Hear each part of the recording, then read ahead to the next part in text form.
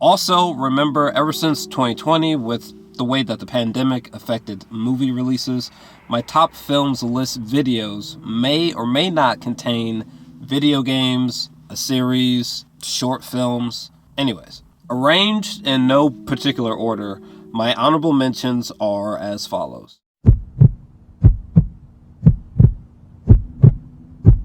Mad God, which I gave a 9 out of 10. This is a stop-motion animated film. This was released this year, but incredibly, it took a little over 30 years to complete this passion project. And but I can tell you safely that this is probably easily is the best stop-motion movie ever created. I'm not entirely sure what to make of it, but I can say that it was unforgettable, and it was just guttural and just animalistic, and there's these demonic, weird transformations and creatures shedding themselves and like nudity and just fucking and it gets weird and it gets nasty, but it's also just like this big extravaganza you gotta, throw on your eyeballs.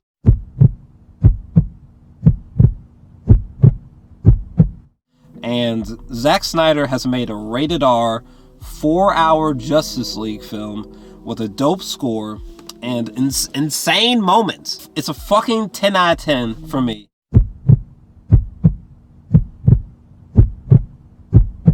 John Krasinski's A Quiet Place 2, which I gave a 9 out of 10. This is a near perfect sequel.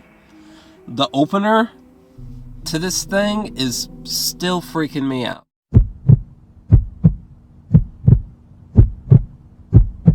Judas and the Black Messiah.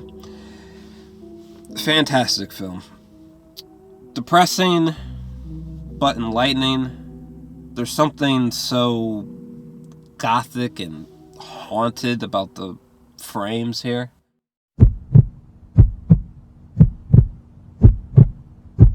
Mass. This movie fucked me up. Which is profound considering it's just 4 people talking for 2 hours. Don't let the slow opener scare you off. This film is insane. Very sobering and great storytelling.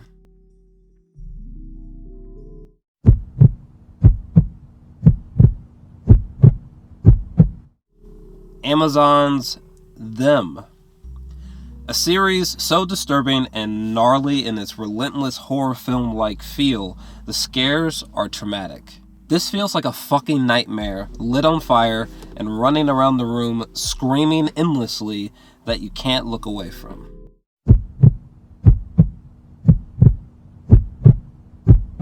Woodlands, Dark and Days Bewitched, A History of Folk Horror.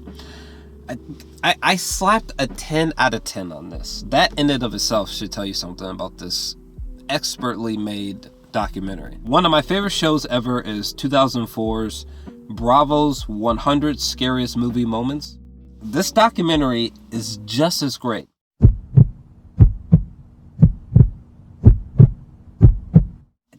I really love this movie. Why are people taking this thing so seriously and being such haters? The haters must be projecting or something, because as a work of fiction, I thought it was great.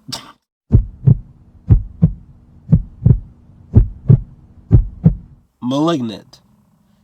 Intentional in its cheesiness, the funniest, most unpredictable, and completely batshit horror film of the year. The last 30 minutes is completely unreal, hilarious, and mind-fucking at the same time.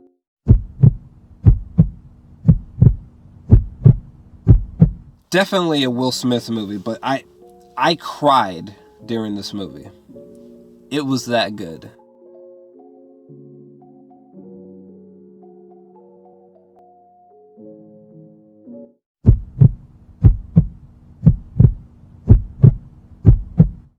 Beyond the Infinite 2 Minutes.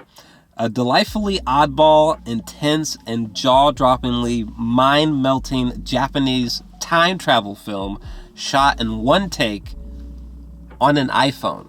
Cute, visceral, and overwhelmingly fun, and just completely bonkers. It just really got the creative juices flowing. I can tell there must be some kind of invisible cuts, but I'm not seeing them. This film is freaking me out.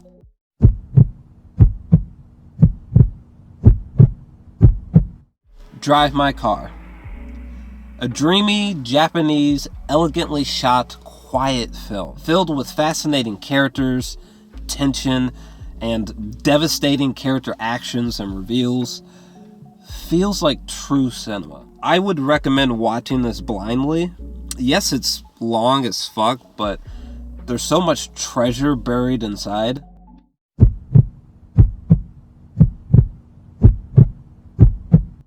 The stone cold, dark aspects of this film and its overall tone are so overwhelming emotionally, I'm not interested in watching it ever again. But definitely worth watching if you've never seen it. On the emotional level, it's on another level.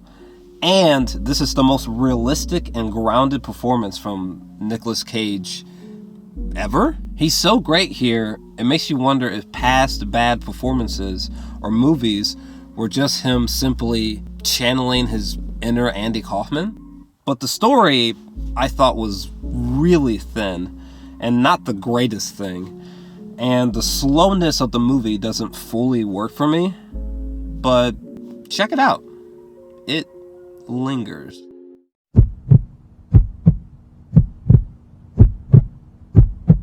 Imagine John Wick, but it's a dark comedy instead, and John is played by Bob Odenkirk from Breaking Bad. This movie was so violent and amusing, and Bob is so unbelievably good here. I saw this twice in 24 hours.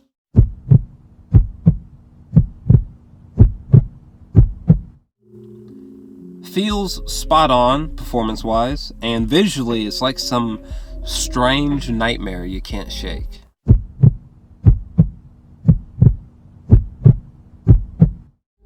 The Matrix Resurrections. As a big Matrix fan, I really loved it. I don't understand people hating this film.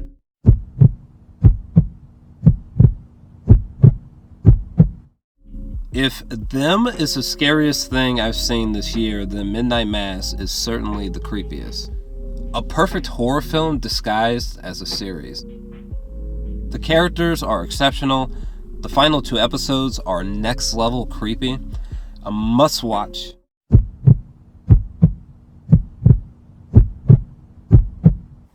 The best superhero series of the year, and some of the most chilling, jaw-droppingly violent imagery of the year.